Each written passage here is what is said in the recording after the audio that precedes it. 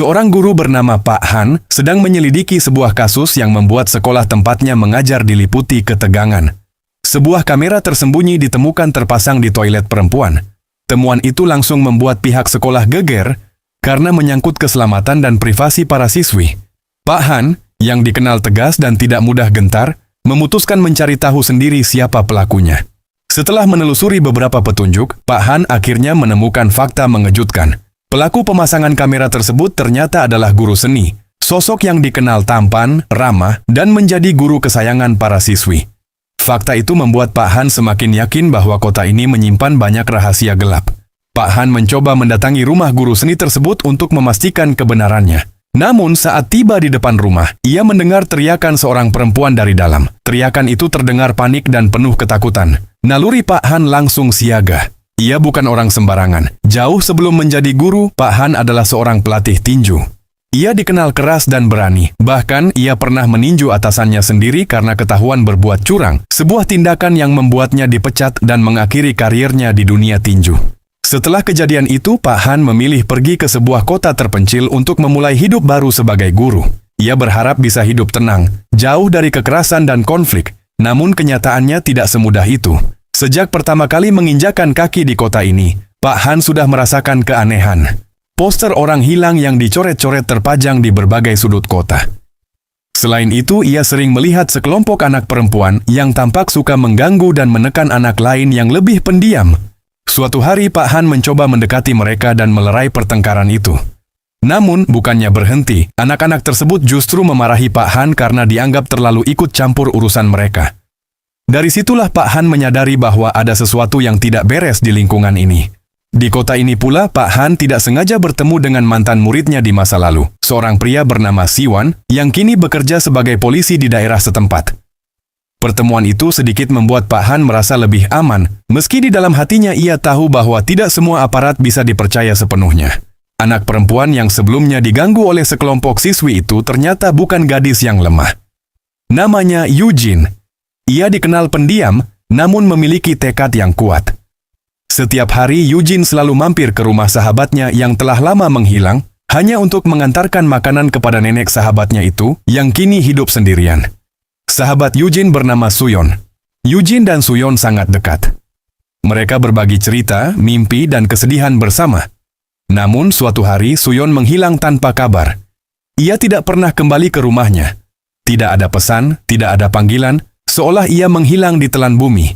Malam itu, saat Eugene pulang sendirian, tanpa ia sadari, seorang pria misterius bermasker mengikutinya dari kejauhan.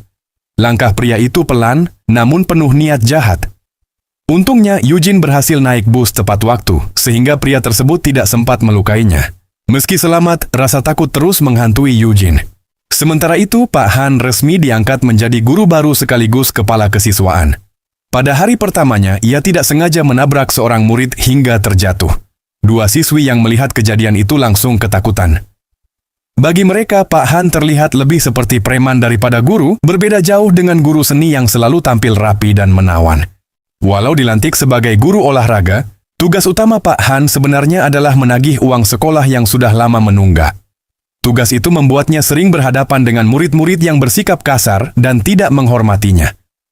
Meski demikian, Pak Han tidak pernah memaksa atau menekan mereka dengan kekerasan. Hingga akhirnya, karena tekanan dari pihak sekolah, Pak Han memutuskan untuk mencari murid dengan tunggakan paling kecil. Nama itu adalah Eugene. Pak Han berhasil menemukan Eugene dan menagih kewajibannya. Namun, Eugene menolak membayar. Ia bahkan tidak peduli jika harus dikeluarkan dari sekolah. Ketika Pak Han mencoba menanyakan keberadaan Suyon dan alasan mengapa gadis itu tidak masuk sekolah, Eugene justru semakin muak. Ia merasa Pak Han sama saja dengan orang-orang dewasa lain yang tidak peduli pada hilangnya sahabatnya.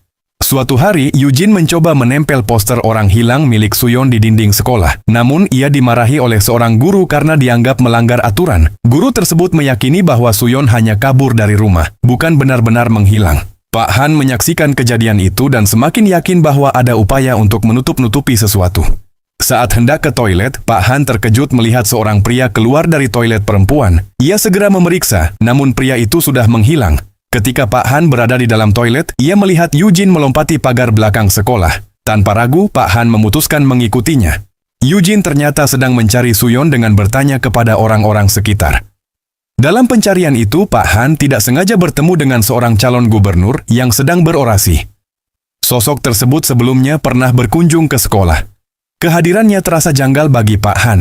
Berbekal petunjuk yang ditinggalkan Suyon, Eugene menemukan tempat kerja lama sahabatnya, sebuah klub malam. Dengan nekat, ia mencoba menerobos masuk, namun pemilik bar memergokinya dan langsung menangkapnya. Situasi menjadi kacau hingga Pak Han datang tepat waktu untuk menyelamatkan Eugene. Melihat tubuh Pak Han yang kekar, pemilik bar langsung ciut dan mundur. Pak Han menenangkan Eugene dan berjanji akan meminta bantuan dari kenalannya di kepolisian. Namun, ancaman belum berhenti. Suatu malam, sebuah mobil mencurigakan terlihat menunggu Eugene. Awalnya mobil itu hanya lewat, tetapi tiba-tiba berhenti. Seorang pria keluar dan berlari mengejar Eugene. Pak Han mulai menyadari bahwa penampilan bisa menipu. Guru seni yang tampan menyimpan rahasia kelam, sementara dirinya yang terlihat kasar justru memiliki hati yang tulus. Pak Han diam-diam memeriksa komputer guru seni dan menemukan pesan-pesan yang dikirim kepada Suyon. Ia juga mengetahui bahwa guru seni membawa Eugene.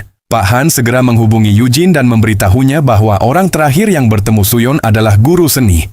Di rumah guru seni, Eugene menemukan gantungan kunci milik Suyon. Ketika ia bertanya, guru seni menjadi marah dan bertindak kasar hingga Eugene pingsan. Saat sadar, ia sudah berada di rumah guru seni tersebut. Pak Han mendobrak masuk dan berhasil mencegah tindakan lebih jauh.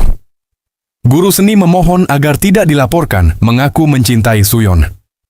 Pak Han menemukan ponsel Suyon yang hancur dan marah karena kejadian itu tidak pernah dilaporkan. Kasus akhirnya dilaporkan ke polisi, namun penanganannya terkesan lamban. Terungkap bahwa guru seni adalah anak kandung calon gubernur. Berita itu menyebar luas, berkat Eugene yang menuntut keadilan. Pak Han dipanggil menghadap gubernur dan diberi amplop agar tutup mulut. Ia bimbang. Namun tak lama kemudian jasad Suyon ditemukan di sungai. Eugene hancur melihat kenyataan itu. Siwan mendengar rencana penutupan kasus dan mencoba mencari bukti, tetapi ia dipukul hingga pingsan. Terungkap bahwa Suyon pernah bekerja sebagai wanita karaoke, dan gubernur adalah pelanggan tetap. Demi menutupi aib, Suyon disingkirkan. Guru seni kembali menculik Eugene dan menyekapnya. Pak Han mendobrak rumah itu, menemukan Eugene terluka parah akibat pecahan kaca. Ia melumpuhkan guru seni dan membawa Eugene keluar dalam kondisi sekarat. Saat melihat gubernur dilantik di televisi, amarah Pak Han memuncak. Atas dasar kemanusiaan dan keadilan, Pak Han memutuskan mengakhiri semua kebusukan itu dan menyeret para pelaku ke hadapan hukum.